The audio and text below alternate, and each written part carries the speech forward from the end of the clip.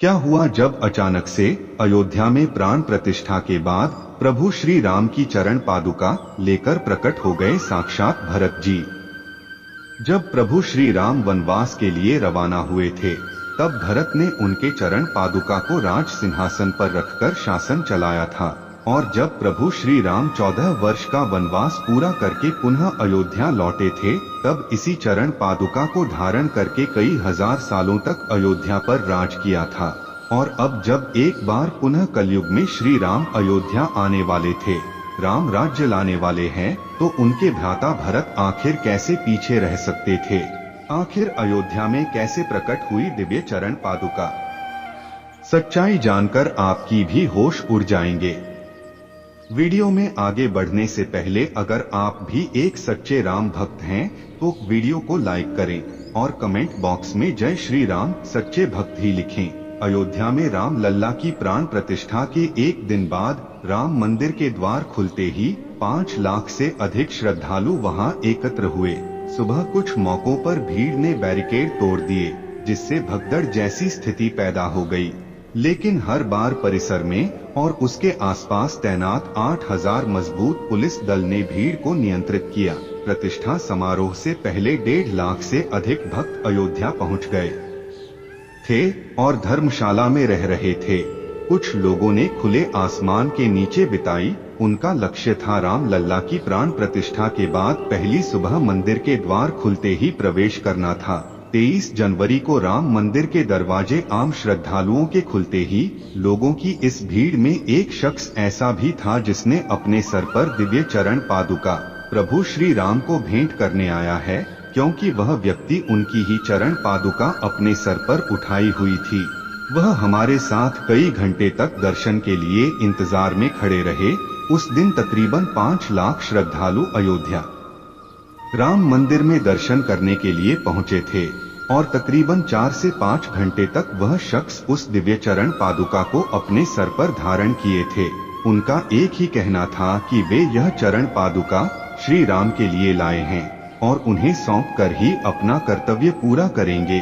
जब तकरीबन 4 से 5 घंटे इंतजार करने के बाद हमें राम लल्ला के दर्शन का सौभाग्य प्राप्त हुआ, उस समय भी वह मेरे साथ थे। उन्होंने वह चरण पादुका प्रभु श्री राम के गर्भगृह के सामने रख दी। जब मैंने उनसे उनका नाम पूछना चाहा, तब उन्होंने कहा कि मैं यहाँ से 14 किलोमीटर दूर भरत कुंड से आया हूँ, और अचानक कहीं अंतर्ध्यान हो गए। यह चमत्कार अपनी आंखों के सामने देखकर कार्तिक के भी होश उड़ गए थे। उन्होंने राम लला के दर्शन किए और तुरंत ही भरत कुंड के लिए रवाना हुए, जो कि वहां से 14 किलोमीटर दूर स्थित था। आगे वीडियो में हम बताएंगे वह दुर्लभ इंसान आखिर कौन थे और भरत कुंड पर पुनः कैसे कार्तिक की उनके साथ मुलाकात हुई। लेकिन उससे पहले हम भरत कुंड के अस्तित्व को अच्छी तरह से जान लेते हैं। अयोध्या में एक तरफ भव्य राम मंदिर बन रहा है, तो दूसरी तरफ राजा राम के अनुज भरत की तपस्थली नंदीग्राम के भरत कुंड की भी चर्चा तेज है। त्रेतायुग में भगवान राम का राज्याभिषेक हुआ था, तो इसी भरत कुंड से पवित्र तीर्थ का जल डाला गया था और इसी स्थान पर तप करते हुए भरत ने प्रभु श्री राम का इंतजार किया था। भरत ने 14 साल अपने भाई राम की प्रतीक्षा में तपस्या की थी। माना जाता है भरत ने यह सोचकर कि जब उनके राम वनवास में हैं और जमीन पर चलेंगे और वहीं सोएंगे, तो भरत कैसे अपने बड़े भाई के जैसा जीवन व्यतीत कर सकते हैं। यह सोचकर उन्होंने यहाँ एक गुफा बनाई जो जमीन से लगभग 8 सीढ़ी नीचे है। यहीं उन्होंने 14 साल तप किया। जब राम जी 14 वर्ष के वनवास के लिए राजपाट छोड़कर चले, तो भरत उनको मनाने गए। मर्यादा पुरुषोत्तम श्री राम अपने पिता के वचन से बंधे थे, लौटना स्वीकार नहीं किया, लेकिन भरत के अनुरोध पर अपनी चरण पादुका उनको सौंप दी। नंदीग्राम में भरत श्री राम की खड़ाओं को प्रतीक के तौर लेकर अयोध्या का राजपाट चलाने लगे। 14 वर्ष वनवास खत्म कर जब राम अयोध्या वापस लौटे, तो यहीं पर भरत से मिले, तो भरत ने उन्हें पुनः चरण पादुका लौटा दी। अब जब पुनः प्रभु श्री राम अयोध्या लौट चुके हैं, हो सकता है भारत पुनः उन्हें चरण पादुका लौटाने अयोध्या आए हो। जब कार्तिक भरत कुंड पर पहुँचे, तो भारत कुंड प्रभु राम के आने की खुशी में पूरी तरह से सजा हुआ था। तभी कार्तिक जी को रहस्यमय तरीके से वही व्यक्ति भारत कुंड में स्नान करता हुआ दिखाई दिया, जो चरण पादुका लिए अयोध्या राम मंदिर में मौजूद था। इसके बाद कार्तिक ने उनसे पूछा कि आप अयोध्या में रहस्यमय तरीके से कहां गायब हो गए थे और आप यहाँ पर क्या कर रहे हैं?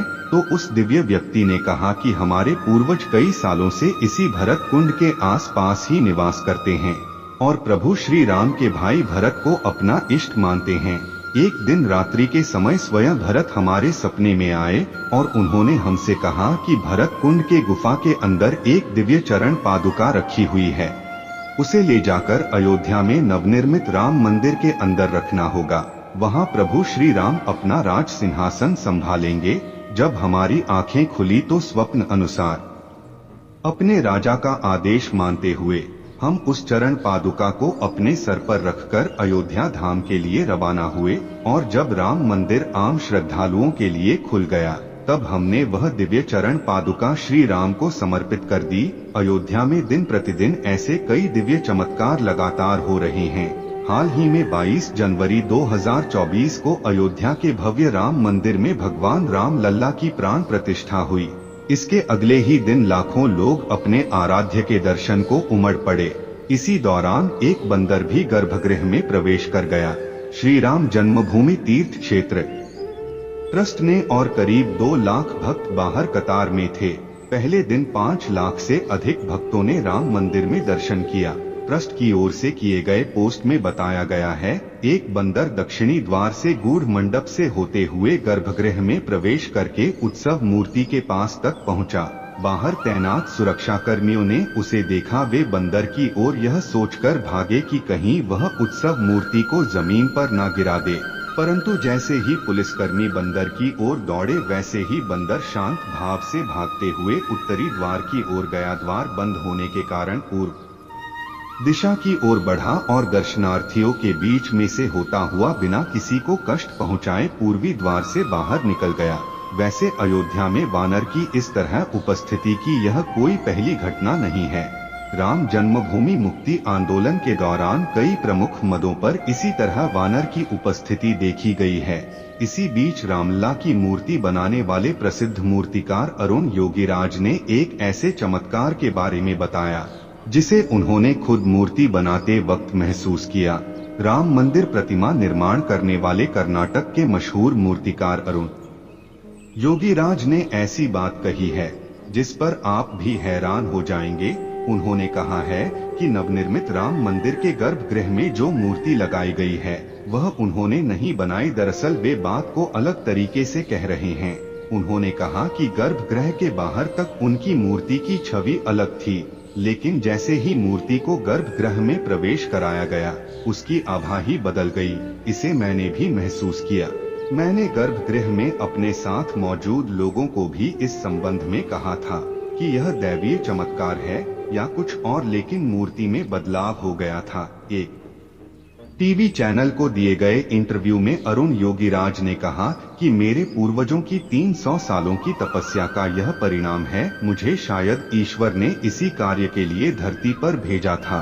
मैं इस जन्म में भगवान श्री राम लल्ला की मूर्ति बनाऊं। अरुण योगीराज ने एक बड़ा रोचक चमत्कार भी सुनाया। उन्होंने कहा कि हम जब मूर्ति का निर्माण कर रहे थे तो हर दिन शाम को 5 से 6 बजे के बीच बंदर वहां पर आते थे। वह आते मूर्ति का काम देखते और चले जाते। कर्मशाला में इस प्रकार से बंदरों के आने से हम लोगों को परेशानी होने लगी। हमारा ध्यान भटक जाता था। हमने ट्रस्ट के महासचिव चंपत राय के समक्ष इस बात को रखा। उन्होंने कर्मशाला में घेरा लगवा दिया, वहां दरवाजे लगवा दिए गए। उस दिन शाम को जब बंदर आए और उन्होंने पूरा इलाका बंद पाया तो दरवाजा पीटना शुरू कर दिया। हमने दरवाजा खोलकर देखा तो एक बंदर को वहां पाया। अरुण योगीराज ने कहा कि जब हमने दरवाजा खोला तो वह अंदर आए मूर्ति का निर्माण देखा और चले गए। फिर हमने दरवाजा बंद नहीं किया। ऐसे कई चमत्कार अयोध्या में नित्य प्रतिदिन हो रहे हैं। आज जो भव्य राम मंदिर का निर्माण हुआ है वह कई हजारों का सेवकों के बलिदान का प्रतीक है। आप नीचे कमेंट बॉक्स में बताइए कि आप अयोध्या कब जा रहे हैं और यह वीडियो अगर आपको पसंद आई हो तो लाइक जरूर करें। रोजाना ऐसी सत्य घटनाएं देखने के लिए हमारे चैनल को सब्सक्राइब करके बेल आइकन को जरूर प्रेस कर लें। अभी के लिए आप सभी को हर हर महादेव, जय श्री राम।